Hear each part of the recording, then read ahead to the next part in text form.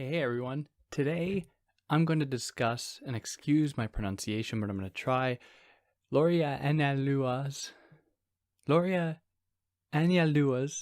Borderlands La Frontera, or we know in English speakers say it, Gloria Anzaldúa's. I would love someone to correct me on that pronunciation because it's difficult for my Anglo ass. But before jumping into it, if you want to follow me, you can do that at Instagram. If you felt like seeing pictures of my cats, if you want to help me out, you can do that by obviously liking, sharing, subscribing. If you want to help monetarily, you know how to do that with the links as well. Obviously, no pressure. If you're listening to this in podcast form, you can find the YouTube version on YouTube, where I also do videos sometimes, and then vice versa. I don't have any ads on in podcast form because you can't skip those, or you can't get an ad block for those, where I just assume most people have ad block. And yeah, so I don't want to waste any more of your time discussing that.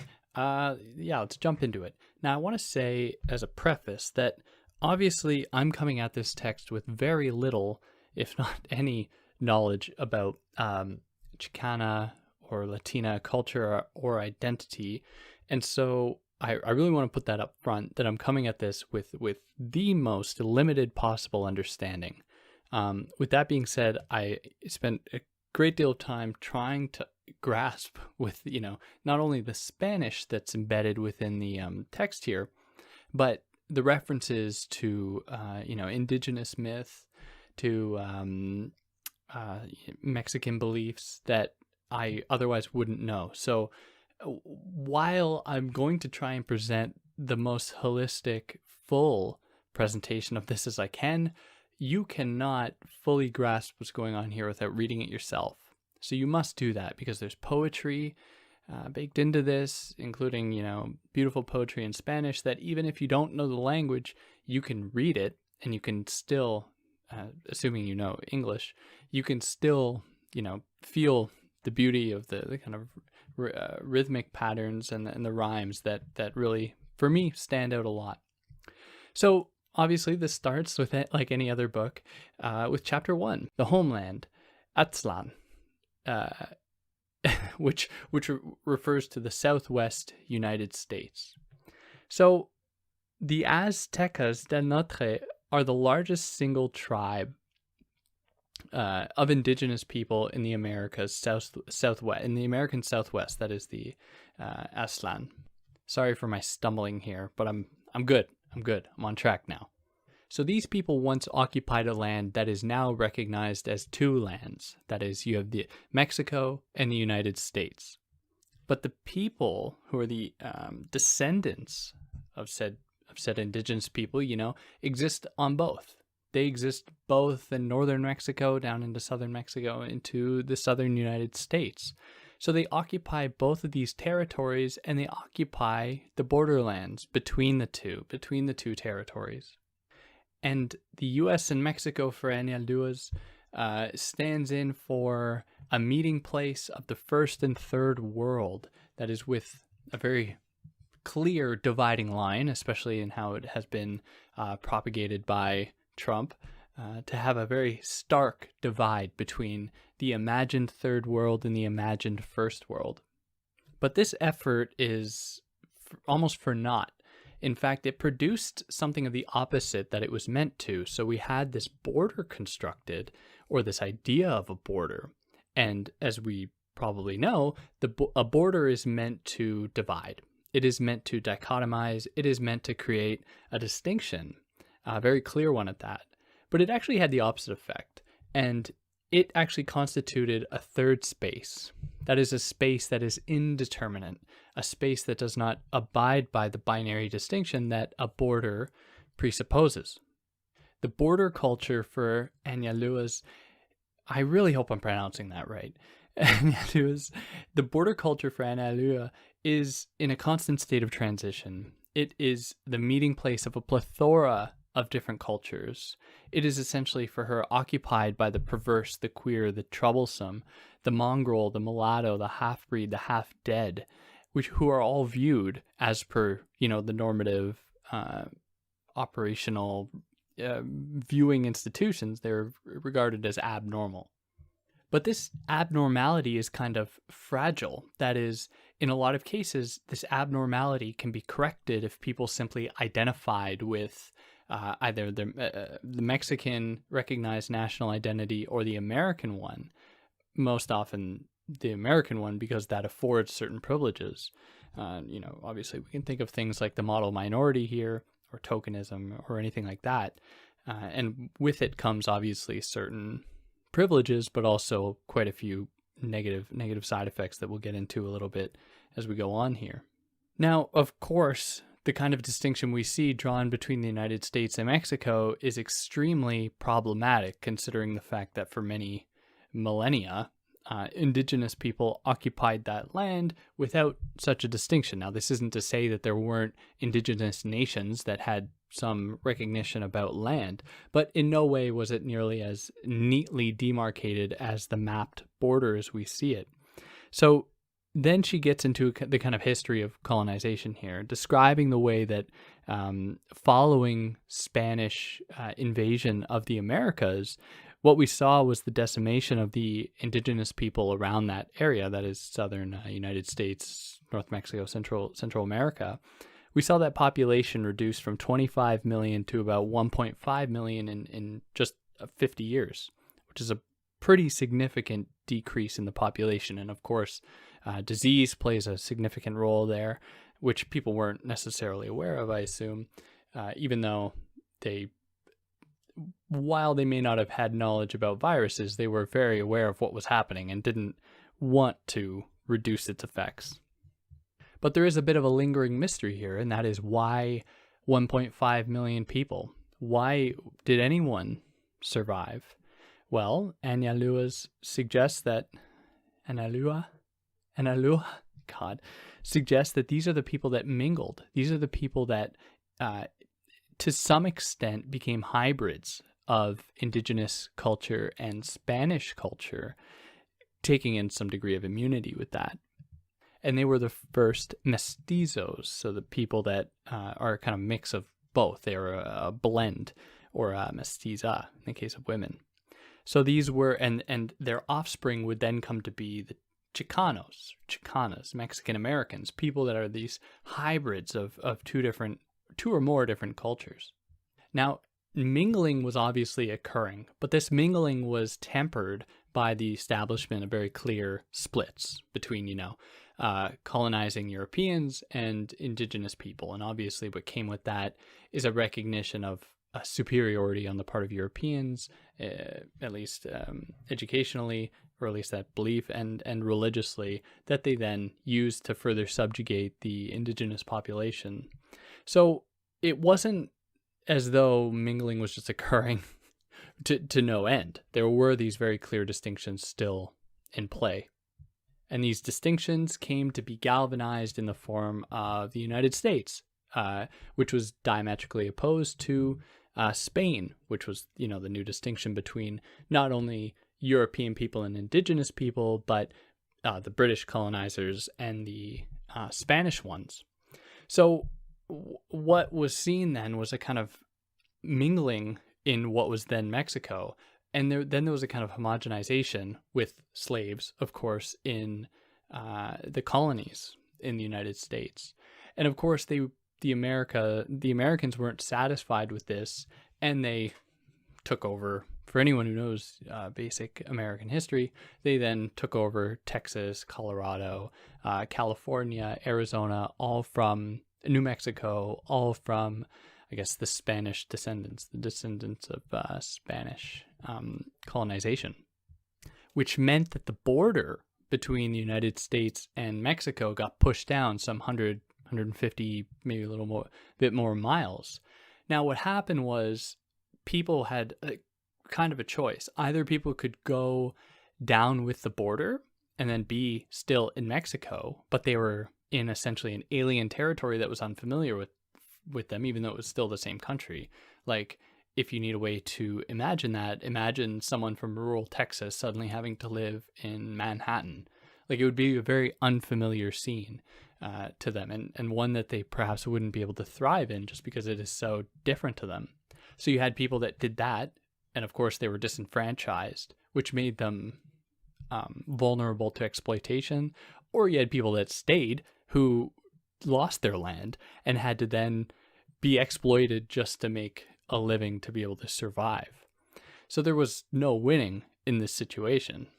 So, of course, in Mexico, where America was beginning to, take advantage of cheap labor, they could then exploit the people there that had recently been kicked out of their homes because they had nothing else to do. Their families were in shambles, forcing people to go to work that maybe historically or previously hadn't been working, which obviously would create a ripple effect throughout history, causing certain disenfranchisement, intergenerational trauma, making it difficult for people to crawl out of that hole, that cycle of exploitation.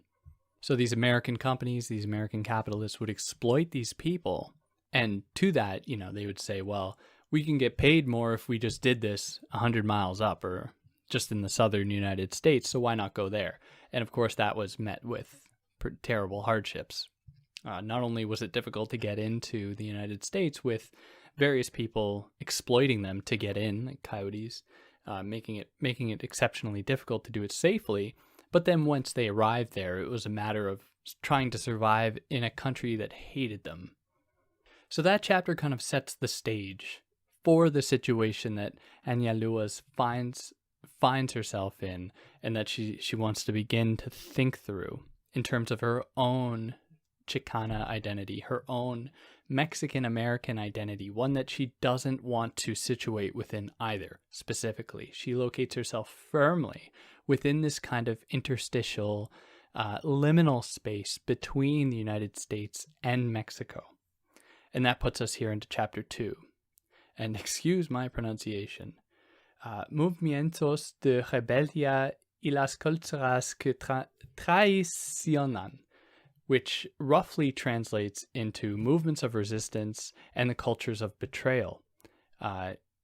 Traicionan is betrayal, and from that resembles the French, which is trahir, which is familiar. Anyways, so Anzaldúa recognizes that she lives on the border of freedom and control in her own life. So she has essentially removed her own sovereignty in an effort to kind of kill the fascist within her. Not that it was ever there, but to kill the commanding side of herself. Yet she still finds herself at the behest of these various controlling institutions, these various controlling cultures. Essentially, her native culture in Mexico, she finds to be a controlling culture, a culture that she says was crafted by men and transmitted by women, or continued by women. And how she recalls that many women, all the women that told her in her life that it was okay for men to beat their wives. So these women essentially communicating this message to her. So she doesn't want to look back and lionize her time in her own country with her own family, because she sees that as being extremely problematic in its own right. Nor does she want to completely embrace this kind of American ideal, because that is extremely problematic as well. And so she feels very comfortable in this in-between space. So she then further meditates on the kinds of control that was extended on women's bodies in her own community and more universally, and how the treatment of women is due to the fact that there was a primal fear that men have of women for their capacity to give life. Men were extremely envious of that, and of women's capacity to endure, to deal with hardship in the way that men couldn't. Men would fall into the bottle or turn to anger because they could not deal with hardship in the way that women could. And so men imposed control upon women's bodies, mostly young women, who would be at the behest of their father, their brother, their uncle. And Anzaldúa recounts how she was told as a young girl not to be alone with her own male family members because she didn't know, they didn't know what these male family members would do. And it was just taken to be the woman's responsibility to avoid violent men, than for men not to be incestuous pedophiles. So all of this obviously did not sit well with her, especially her identifying as a queer woman. She in no way wanted to fall back into these kind of traditional roles that meant women's subjection in her own community. She instead wanted to cross boundaries. She wanted to open up new possibilities for herself in the embracement of these borderlands. And so with that, it was not the unfamiliar that she feared. What she feared most was the familiar. What she feared most was home, because that was a rigid space that imposed control on her body, or sought to impose that control, that sought to silence her. And this is echoed in the United States as well. And she traces her own Chicana identity, the one that refuses to fall into a rigid, rigid paradigm here. She traces that to the Indian woman's history of resistance.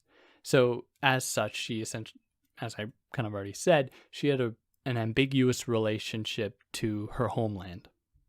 Now, with that being said, and I've read some critiques of this work, that they take her to be this privileged Latina woman. And it's only because of her privilege that she's able to completely renounce her identity and to be able to embrace these new things. Whereas for most women, they can't do that. They just simply cannot. However, she's very clear that she's not criticizing anyone who is forced into these situations. In fact, she says that is what they need to do to survive, but that she just wants no part in it herself, which I think is totally fair. Like, she shouldn't have to subject herself to that if she has a way out. And for her, that way out is by her embracing 3 different sides of herself. That is her Mexican side, her Indian side, her indigenous side, and her white side. And here that pushes us into chapter 3, entering into the serpent.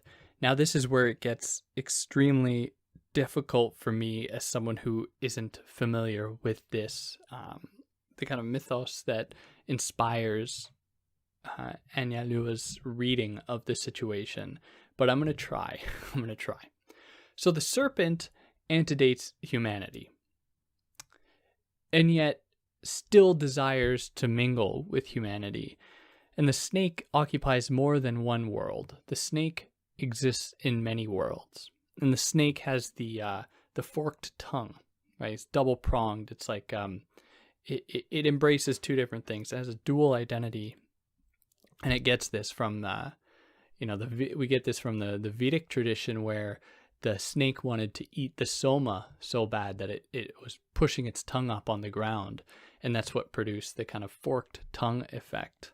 So we have the snake figure that exists between worlds, that exists before worlds, and that slithers into worlds. And she has a very interesting relationship to the snake, and she recounts a time where she was bitten by a snake, and since that time, she both fears it and seeks out the snake. She's fascinated by the snake, and it puts her obviously in this new liminal space, of fearing and seeking out this snake, wanting to be in between. But snakes were not always a sight of fear. In fact, for her ancestors, they were commanded by the goddess Maria Coatlicue, who was essentially the one who had dominion over the snakes. And so there was a figure to keep the snake in check, and to keep that snake, the snake, a part of the world in such a way as to not cause too much havoc. And this was a time, during the time of this dominion over the snakes, when there was equality between the sexes, when there wasn't the formation of the Aztec militaristic and patriarchal regime that would essentially spell the demise of countless people. And before then, there was we can glean some sense of equality between people, where there was a kind of embraced fluidity. There wasn't just a kind of rigid domination of one group, one patriarchal formation over others. So at the time when the snake could be held in check, there was an embracement on the part of culture of indeterminacy, of fluidity. It wasn't just something that occurred in these kind of sporadic ways in response as a kind of abreaction to all of the controlling regimes that we see emerging now. It was just part of the system as a whole, if I can even call it a system. And now that the snake haunts her dreams after she was bitten by it, it's always following her wherever she goes. And for a long time, she thought to herself that she should ignore those images of the snake. But that was really for her white, rational brain telling her to forget it. And it was only when she embraced it, it was only when she began to recognize the snake, that she was streamlined into the secrets of her culture and the universe, which would kind of be allowed by what will be called the Coatlicue state. Coatlicue state. But such secrets are not made available by something like Christianity that relies very heavily on rigid binaries. Christianity teaches us nothing of what she calls la facultad, which she defines as the capacity, the capacity to see in surface phenomena the meaning of deeper realities, which is the facultad, to see in surface phenomena the deeper roots behind it all. And this is a capacity that is more available to those that don't feel safe in the world, that don't have a home in which they feel safe in. Those people are opened up to this faculty that is it is foreclosed to others because they have no need for it. They get to sit comfortably and to disappear into the folds of power. So she says it this way: when we're up against the wall, when we have all sorts of oppressions coming at us, we are forced to develop this faculty so that we'll know when the next person is going to slap us or lock us away. And that puts us here into chapter 4, the Coatlicue state. So when Anyalua's father died, her mother covered the mirrors in the house. So perhaps her ancestry had told her, she took this from her ancestors, that mirrors were windows into the afterlife, into the spirit world, and she didn't want that connection. Because Mexican Indians made mirrors of volcanic glass known as obsidian, which would allow them to glimpse not only into the netherworld, but to glimpse into the very will of the gods, to almost know what the gods wanted before the gods did. But Anyalua's has a very interesting relationship to mirrors. She suggests that they are the site for the constitution of subjects and objects, where if you look at yourself in the mirror, you are a viewing subject. You are an autonomous being that chooses to see. But in the act of seeing yourself in the reflection, you are freezing yourself and you're opening yourself up to self-criticism. How many of us have to look in the mirror before we leave the house? We have to make sure that we are right, we are proper. And so what she says is that is a freezing of identity in that moment. You freeze yourself in the act of seeing yourself, which she extrapolates to understand the gaze of oppression more broadly. Like those oppressors look upon the oppressed and freeze them in their oppression. So the Coatlicue state is that state in which it is possible to wrest oneself away from that freezing gaze. It is essentially, in her words, the mountain, the earth mother, who conceived all celestial beings out of her cavernous womb. She is the symbol of the fusion of opposites. The Coatlicue state is that which completely disturbs the subject-object binary and explodes those categories, opening it up into a kind of soup of different possibilities. Now, specifically for her, she says that this state is brought about when she overwhelmingly refuses to know something about herself. When she's confronted with something about herself that she feels like she has to embrace, then she enters this state because she's refusing this kind of rigid truth. And this state emerges to essentially allow her entry into this truth. It allows Anzaldúa to forego her her I-ness, and to embrace instead herself. And interestingly enough, there's another story in the Rig Veda when, God, I can't remember which god. It's 3 gods. No, I think it's 2 humans and a god, but these 2 humans go up to a god and say, what is they ask some extremely metaphysically difficult questions, and this god eventually concludes by saying that you are comprised of 2 selves. There is the self and there is the I. The self is what says I am. And so the task is for you to recognize what that self is. And we see that echoed here. And I don't mean to draw comparisons or equivalences between, Central American indigenous history or myth or belief and Indian, the Vedic tradition. But I just like the acknowledging the similarities. But anyways, I digress. So this self that you embrace, the self that exists beneath the I, is not stable. It is a self that is a non-being. It is the self that exists on the Borderlands, la Frontera. It is the Mestiza self that is not open to rigid distinctions. It is a self that says what it wants. It is not concerned with the title of the next chapter, How to Tame a Wild Tongue. This self is something that speaks its mind, where, moving into chapter 5, Anzaldúa recounts how so many times growing up in the southern United States, her language was beaten out of her, where if she spoke Spanish, or she identifies as Chicana, she would be beaten up in the schoolyard. She'd be hit along with other kids that didn't speak English. So beyond that, though, there were teachers that told her she couldn't speak it. If she was out in public and she spoke it, she would get glares, or she would get people telling her to speak American, the whole song and dance of racist United States identity that we hear so much about. But she's clear that she really embraces this Chicana Spanish. It isn't Latina Spanish, because it is for her, she really wants to emphasize this borderland language, this language that she outright embraces the idea of Spanglish, the introduction of various anglicism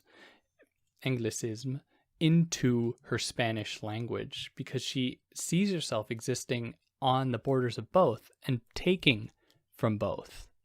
Beyond that, she was also adopting specific dialects in English, specific dialects from people, working class English people, from, upper class English people, academic English people, and so on. But in all that, she also recognized a kind of oppressive undertone within that specific culture, where you had Chicano people, essentially criticizing others for not being Chicano enough, or not having the right tongue, not speaking properly, which of course she wants no part of.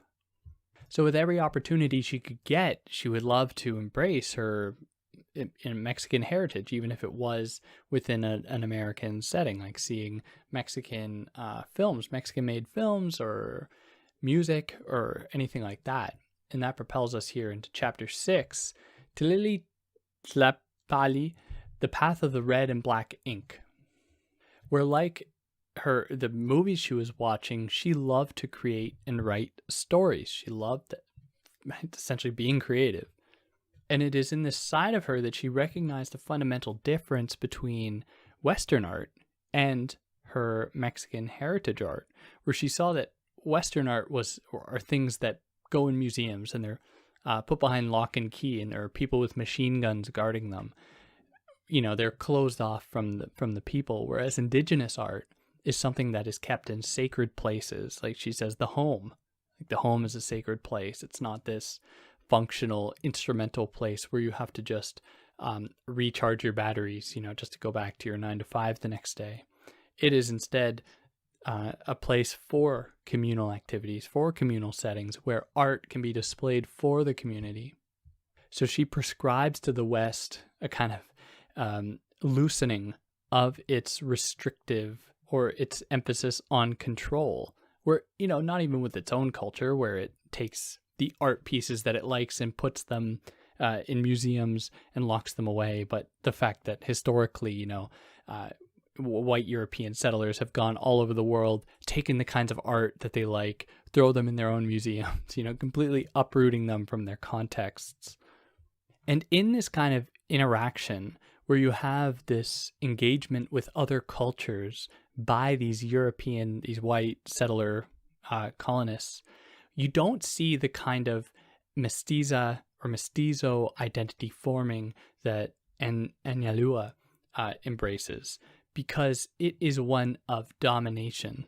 It is one that does not engage with another culture in order to be changed. It is one that wants to dominate another culture, steal from another culture for its own self. And what she is doing is completely different. She wants to be challenged. She wants to come to grips with something that is different from her so that she can be propelled into newness. And it is only in this state of renouncing one's rigid self-identity, be it, ethnocentrism or Eurocentrism or whatever, that for her art is possible. Art can only happen when you're existing prepared to accommodate newness, because art is always new. If it's not new, it's not art. And art for her is that capacity, or it allows the soul to concretize, and it allows the body to etherealize. In other words, it allows the soul to take shape while the body disappears. It falls into a vapor. And that puts us into the last chapter here, La conciencia de la mestiza, towards a new consciousness. So it's the new mestiza consciousness. And she says that this new mestiza consciousness emerges essentially from this intermingling of disparate people. And it is, for that reason, diametrically opposed to the kind of European Aryan idea of, just essentially monogamous, incestuous intermingling. And this is a consciousness of the borderland existing in between, not just in one side or another. And of course, as we've already said, this mestiza consciousness breaks the subject-object duality. It has no homeland. You can't find the mestiza anywhere like the snake. It occupies every world as per its own want. It exists everywhere. And its project is to end oppression. It is above all, for that reason, a feminist project. It recognizes first and foremost the oppression of women all across the world, but also, of course, the intersection of that with class and race. And so for that reason, she doesn't want to foreclose engagement with anyone. She wants to create a kind of frontline solidarity with other people, with other marginalized people on the world. That means working with white women, especially, because otherwise it wouldn't be an inclusive project. And we can obviously, more radical feminists would have some problems with this, undoubtedly, especially those like Black feminists, because, white women are helpless a lot of the time. They can't just be worked with and then all the problems will be fixed. But anyways, that more or less covers it. And I just want to read the last line that is an excerpt from some kind of poem where it writes that, or it says, the land was Mexican once. It was Indian always and is, and will begin again. It will be again. And yeah, so, there are poems riddled throughout this text, and the last half of the book that I'm not even going to touch because I don't want to completely destroy the poetry with my poor reading skills. It's all very beautiful, and I really want to emphasize that the way to get through this text is to read it yourself, not what I'm doing here. I can't give you anything near what you can get from this. But I hope I was able to give you something, at least if you don't have the time to read this, that you were able to get something out of it. If I did anything wrong, I would love to hear about it. If I mispronounced anything, anything I mispronounced, I would love to hear about it, especially Anzaldúa, who, it's probably Anzaldúa or Anzaldúa. I could just be totally wrong. But yeah, I'd love to hear about it. Catch you next time.